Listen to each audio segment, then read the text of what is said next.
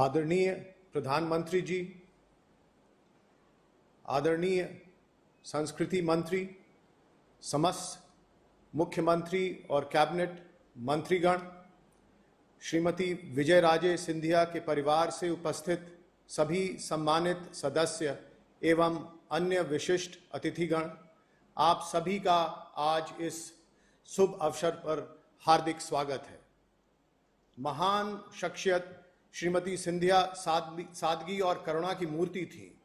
भारतीय राजनीति में उनके अनमोल योगदान को यादगार बनाने के लिए भारत सरकार आज उनके सम्मान में एक स्मृति सिक्का जारी कर रही है।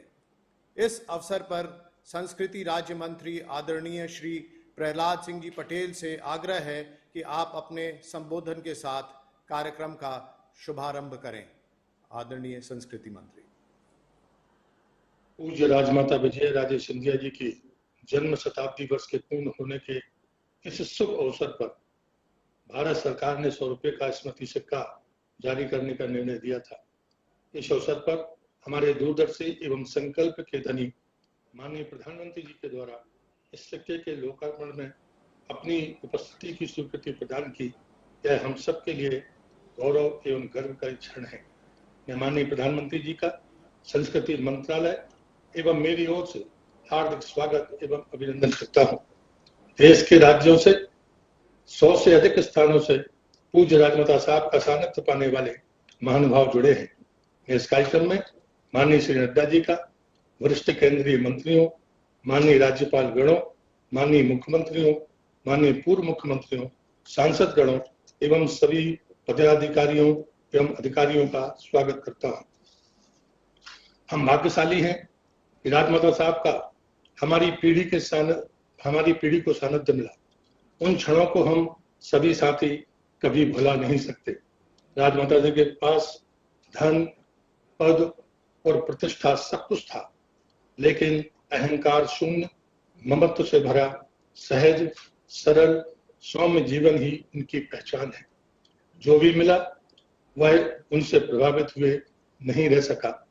मैंने पारस पत्थर तो नहीं देखा, पर राजमाता को देखकर लगता था कि वे कार्यकर्ता से मिलती थी तो उसमें अपने स्नेह से उत्साह और ऊर्जा भर देती थी, और वह कार्यकर्ता स्वच्छता की राजनीति का नेतृत्व उस कार्यकर्ता के जीवन का संकल्प हो जाता था। मुझे आज भी स्मरण है, पहली बार जब 1987 में हमारी एक विशाल रैली की सफलता के बाद जब उन तक ये समाचार पहुंचाए गए, वो अखबारों के माध्यम से पहुंचे थे कि शायद कुछ लोग बिगड़ टिकट आए होंगे, वो प्लांट समाचार थे। हम लोग जो अपनी बात कह रहे थे तो उनकी प्रेम की डांट हमने सुनी, लेकिन जवाब हमारे पास यही था। लेकिन अचानक नाना जी वहां पहुंचे और उन्होंने जब बात को स्पष्ट किया, वही डांट उस ममत्व भरे प्रेम में बदल गई और हम सबके सिर पर वो प्रेम का हाथ ऐसा फेरा गया, वो ममत्व आज भी हमारी पूरी टीम भूल नहीं सकती। और इसलिए मैं मानता हूं कि ऐसे व्यक्तित्व को के प्रति भारत सरकार ने जो फैसला किया, विशेषकर आदरणीय प्रधानमंत्री जी ने जो इस अवसर पर अपनी उपस्थिति दी है, मैं फिर से उनका स्वागत करता हूं और अभिनंदन करता हूं और प्रार्थना करता हूं कि उस सिक्के को जारी करने की कृपा करें। धन्यवाद सर।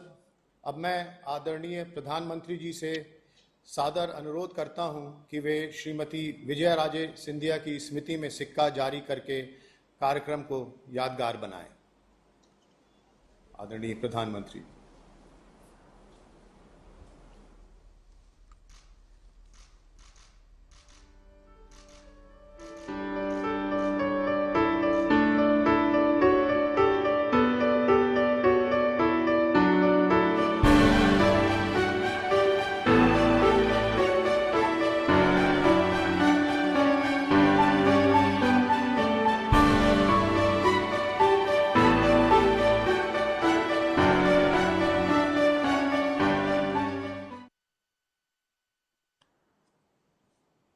आदरणीय प्रधानमंत्री जी से आग्रह है कि आप इस शुभ अवसर पर अपने अभिभाषण से हम सभी को कृतार्थ करें। नमस्कार। केंद्रीय मंत्रिमंडल के मेरे सभी सहयोगी गण, अलग अलग राज्यों के राज्यपाल श्री, मुख्यमंत्रीगण, देश विदेश से जुड़े राजमाता विजयाराजे सिंधिया जी के प्रशंसक एवं परिवार के सदस्य, उनके स्नेही और मेरे प्रिय भाइयों और बहनों, आज यहां इस कार्यक्रम में आने से पहले मैं विजयराजे जी की जीवनी को जरा खंगाल रहा था। कुछ पन्नों पर मेरी नजर गई। उसमें एक प्रसंग है एकता यात्रा का, जिसमें उन्होंने मेरा परिचय गुजरात के युवा नेता नरेंद्र मोदी के तौर पर करवाया है। आज इतने वर्षों बाद उनका वही नरेंद्र देश का प्रधान सेवक बनकर उनकी अनेक स्मृतियों के साथ आज आपके सामने है। आपको पता होगा, जब कन्याकुमारी से कश्मीर एक यात्रा का प्रारंभ हुआ था डॉक्टर मुरली मनोहर जोशी जी के नेतृत्व में, और मैं व्यवस्था देखता था। राजमाता जी उस कार्यक्रम के लिए कन्याकुमारी आई थी और बाद में जब हम श्रीनगर जा रहे थे तो जम्मू में विदाई देने भी आई थी, और उन्होंने लगातार हमारा हौसला बुलंद किया था। तब हमारा सपना था लाल चौक में तिरंगा झंडा फहराना। हमारा मकसद था धारा 370 से मुक्ति मिल जाए। राजमाता जी ने उस यात्रा को विदाई दी थी। जो सपना था वो पूरा हो गया। आज जब मैं पुस्तक में और भी चीजें देख रहा था, पुस्तक में एक जगह उन्होंने लिखा है, एक दिन ये शरीर यहीं रह जाएगा, आत्मा जहां से आई है वहीं चली जाएगी। शून्य से शून्य में स्मृतियां रह जाएगी।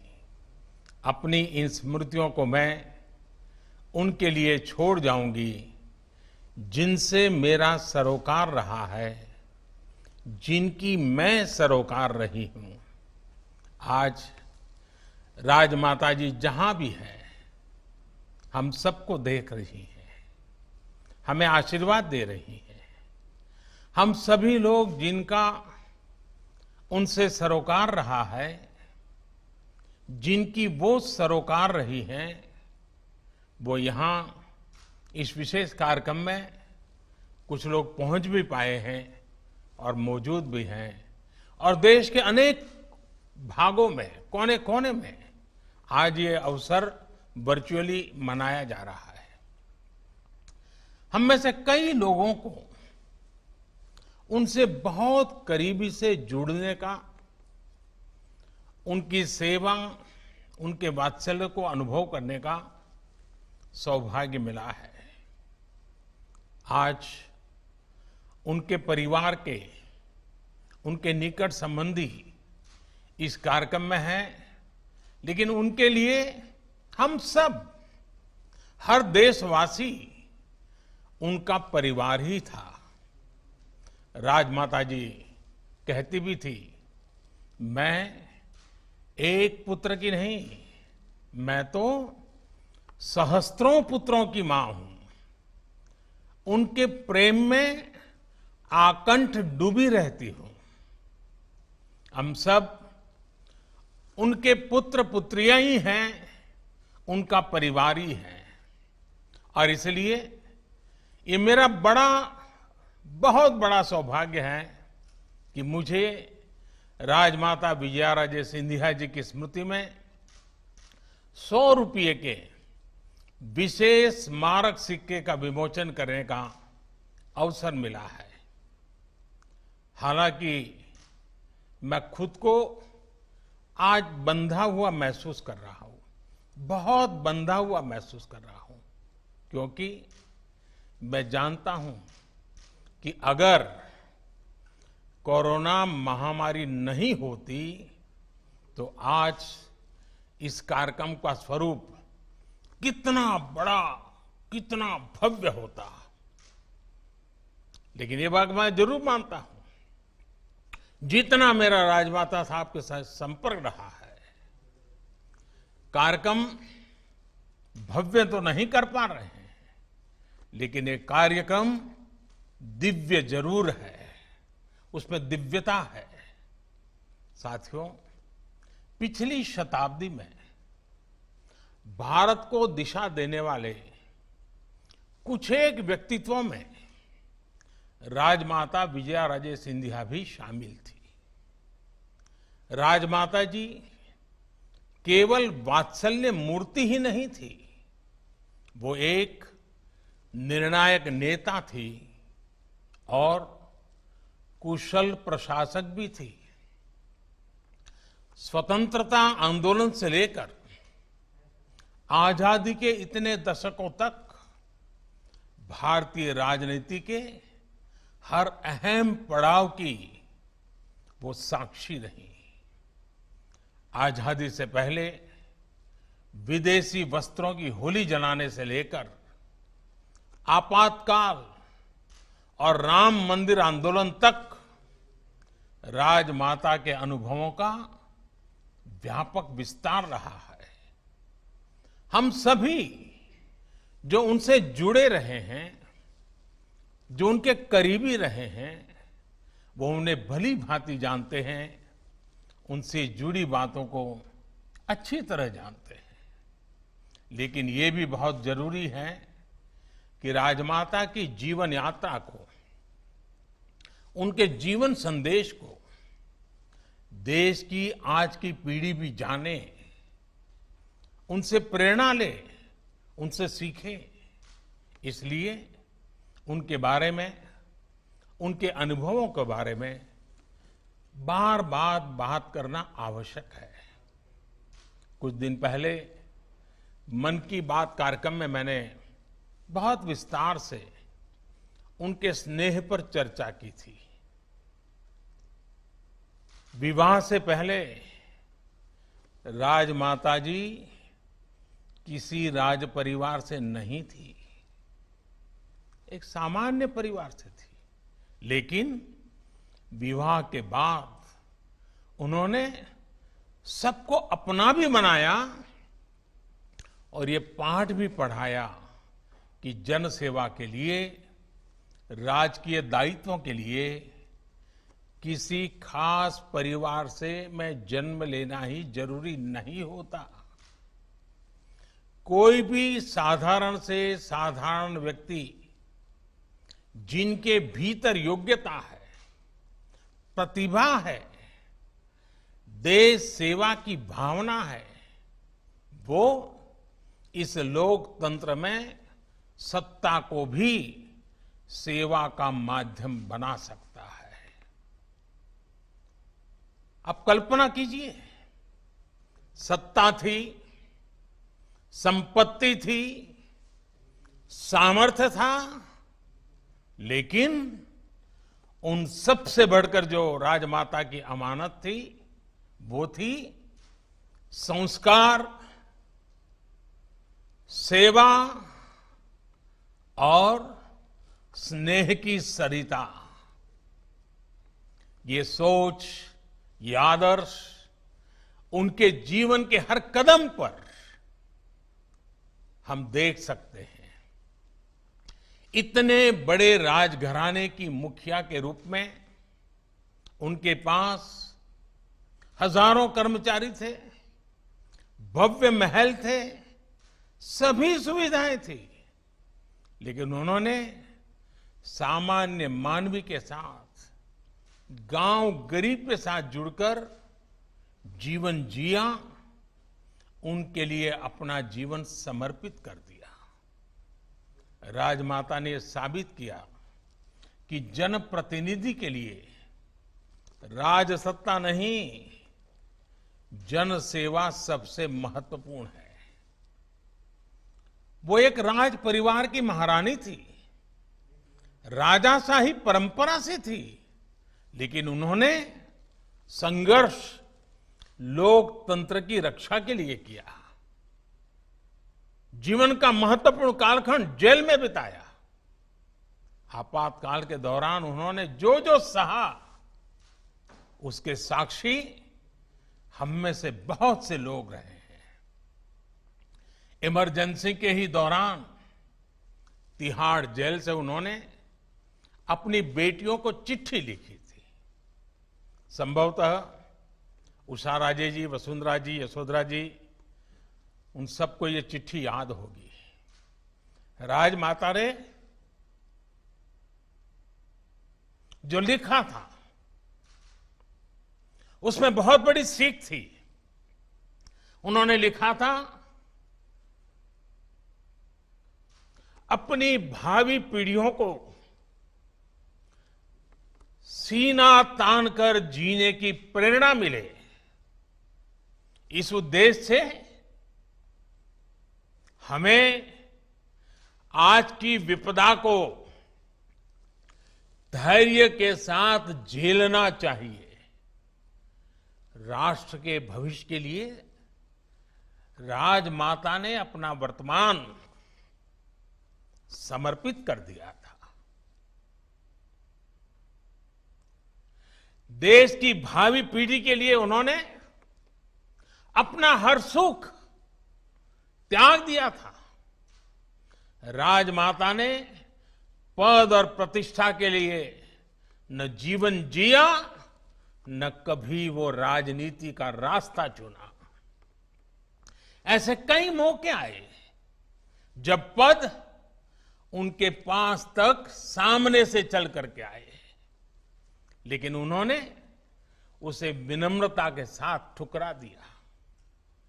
एक बार खुद अटल बिहारी वाजपेयी जी और लाल कृष्ण आडवाणी जी ने उनसे बहुत आग्रह किया था कि वो जनसंघ की अध्यक्ष बन जाए, लेकिन उन्होंने एक कार्यकर्ता के रूप में ही जनसंघ की सेवा करना स्वीकार किया। अगर राजमाता जी चाहती तो उनके लिए बड़े से बड़े पद तक पहुंचना मुश्किल नहीं था, लेकिन उन्होंने लोगों के बीच रहकर, गांव और गरीब से जुड़े रहकर उनकी सेवा करना पसंद किया। साथियों, हम राजमाता के जीवन के हर एक पहलू से, हर पल बहुत कुछ सीख सकते हैं।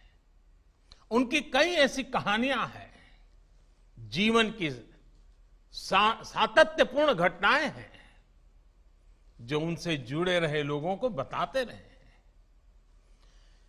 एकता यात्रा का ही एक और किस्सा है। जब वो जम्मू में थी तो दो नए कार्यकर्ता भी उनके साथ थे। राजमाता दूसरे कार्यकर्ता का कभी कभी नाम भूल जाती थी, तो बार बार पहले कार्यकर्ता से पूछती थी कि तुम गोलू हो ना, और दूसरे साथी का क्या नाम है। वो अपने छोटे से छोटे साथियों को उनके नाम से जानना पहचानना पसंद करती थी। साथ के लोग कहते भी थे कि आप क्यों नाम की इतनी चिंता करती हैं, आप बस आवाज लगा दीजिए। लेकिन राजमाता उन्हें जवाब देती थी कि मेरे कार्यकर्ता मेरी मदद कर रहे हैं और मैं उन्हें पहचानूं तक नहीं, ये तो ठीक बात नहीं होगी। मुझे लगता है कि सामाजिक जीवन में अगर आप हैं, फिर चाहे आप किसी भी दल से, किसी भी पार्टी से हो, सामान्य से सामान्य कार्यकर्ता के प्रति ये सोच, ये भाव हम सभी के मन में होना ही चाहिए।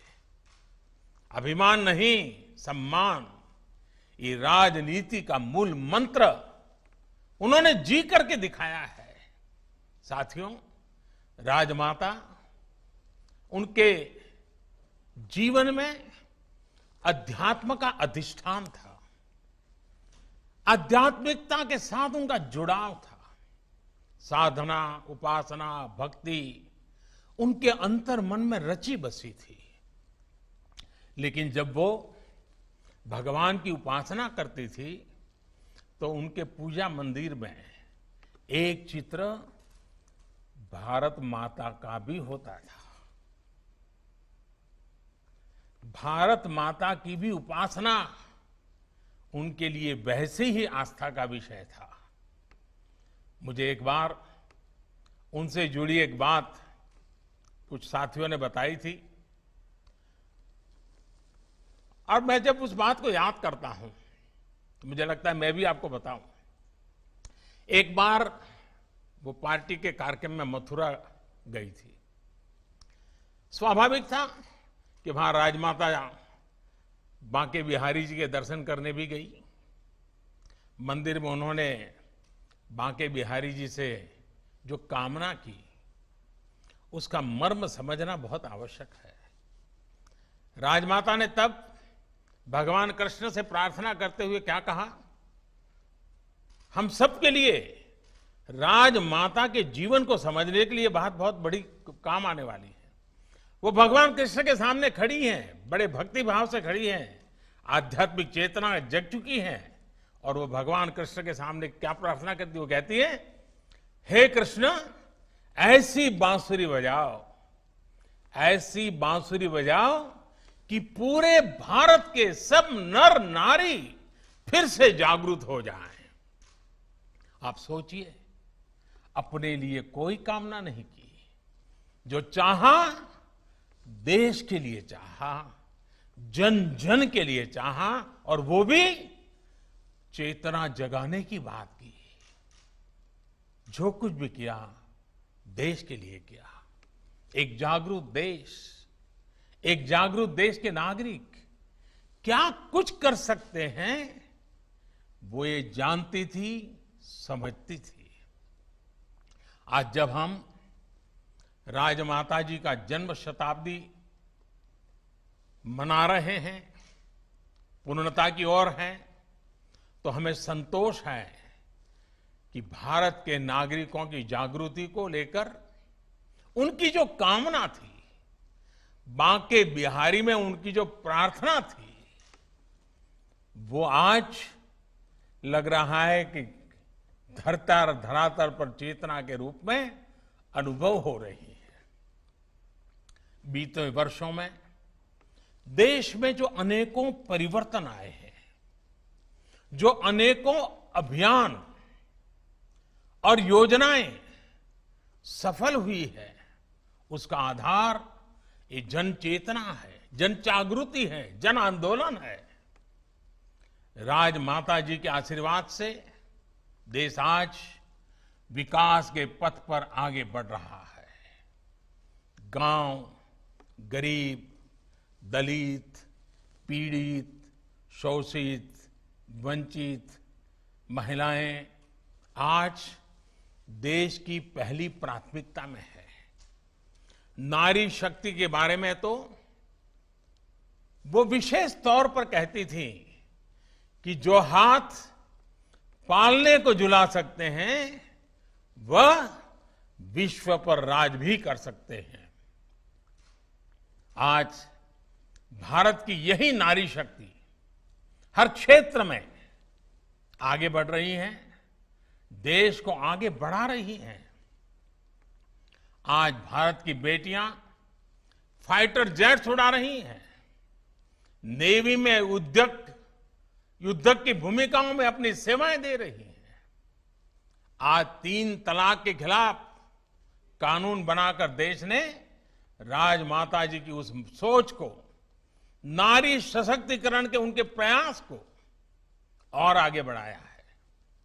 देश की एकता, अखंडता के लिए कश्मीर, भारत की एकता का सपना के लिए उन्होंने जो संघर्ष किया, जो प्रयास किया, उसका परिणाम आज हम देख रहे हैं। आर्टिकल 370 खत्म करके देश ने उनका बहुत बड़ा सपना पूरा किया है। और यह भी कितना अद्भुत संयोग है कि राम जन्मभूमि मंदिर निर्माण के लिए उन्होंने जो संघर्ष किया था, उनकी जन्म शताब्दी के साल में ही उनका ये सपना भी पूरा हुआ है। और जब राम जन्मभूमि की बात निकली है तो मैं जरूर कहना चाहूंगा कि जब अडवाणी जी सोमनाथ से अयोध्या की यात्रा के लिए चले थे और राजमाता साहब उस कार्यक्रम में रहे, ये हम सबकी भी इच्छा थी और राजमाता जी भी चाहती थी कि ऐसे महत्वपूर्ण अवसर पर उनका होना चाहिए। लेकिन कठिनाई ये थी, उन समय नवरात्रि के पर्व चल रहे थे और राजमाता साहब नवरात्रि में अनुष्ठान करती थी और वो जिस स्थान पर अनुष्ठान करती थी वहां पूरा अनुष्ठान के समय छोड़ती नहीं थी। तो राजमाता साहब से जब मैं बात कर रहा था, उन्होंने कहा देखो भाई मैं तो नहीं आ पाऊंगी लेकिन मुझे आना जरूर है। तो मैंने कहा रास्ता बताइए। उन्होंने कहा मैं पूरी नवरात्रि के लिए ग्वालियर से निकल करके सोमनाथ जाकर के रहना चाहती हूँ और वहीं पूरी नवरात्रि करूंगी और वहीं से जब नवरात्रि के दरमियान ही ये यात्रा का प्रारंभ हो रहा है तो वहीं मैं कार्यक्रम में शरीक हो जाऊंगी। और राजमाता जी का वो उपवास भी बड़ा कठिन रहता था। मैं उस समय नया नया राजनीति में आया था, एक कार्यकर्ता के रूप में व्यवस्थाएं देखता था। मैंने राजमाता साहब की सोमनाथ की व्यवस्था संभाली और वो समय था जब मुझे राजमाता साहब के अति निकट आने का अवसर मिला था और मैंने देखा था कि उस समय उनका पूरी पूजा, पूरा नवरात्रि का उनका अनुष्ठान एक प्रकार से ये अयोध्या रथ यात्रा को और राम मंदिर को समर्पित कर दिया था उन्होंने। वो सारी चीजें मैंने अपनी आंखों से देखी थी। साथियों, राजमाता विजयाराजे सिंधिया जी के सपनों को पूरा करने के लिए हम सभी को मिलकर इसी गति से आगे बढ़ना है। सशक्त, सुरक्षित, समृद्ध भारत उनका सपना था। उनके इस सपनों को हम आत्मनिर्भर भारत की सफलता से पूरा करेंगे। राजमाता की प्रेरणा हमारे साथ है, उनका आशीर्वाद हमारे साथ है। इन्हीं शुभकामनाओं के साथ मैं आप सभी का बहुत बहुत धन्यवाद करता हूं और राजमाता साहब ने जिस प्रकार का जीवन जिया है, कल्पना कीजिए आज एक तहसील का अध्यक्ष बन जाता है ना, उसका भी मिजाज क्या बन जाता है। और राजमाता इतने बड़े घराना, इतनी बड़ी सत्ता संपत्ति, सबके बाद जिन्होंने उनके निकट का देखा है, क्या नम्रता थी, क्या विवेक था, क्या संस्कार थे, जीवन को प्रेरणा देने वाले। आइए हमारी नई पीढ़ी के साथ इन बातों की चर्चा करें। और मुद्दा सिर्फ किसी राजनीतिक दल का नहीं है, ये हमारी आने वाली पीढ़ियों के लिए है। आज भारत सरकार का ये सौभाग्य है कि हमें राजमाता जी के सम्मान में ये सिक्का देश के सामने रखने का अवसर मिला है। मैं फिर एक बार राजमाता जी को आदरपूर्वक नमन करते हुए मेरी वाणी को विराम देता हूं। बहुत बहुत धन्यवाद। बहुत बहुत आभार आदरणीय प्रधानमंत्री जी का, जिन्होंने इस समारोह में आपका इस समारोह में शामिल होने का। सभी सम्मानित जनों का भी हृदय से धन्यवाद करता हूं मैं, जिन्होंने अपना बहुमूल्य समय निकालकर इस समारोह की शोभा बढ़ाने के लिए समय निकाला। बहुत बहुत आभार। नमस्कार।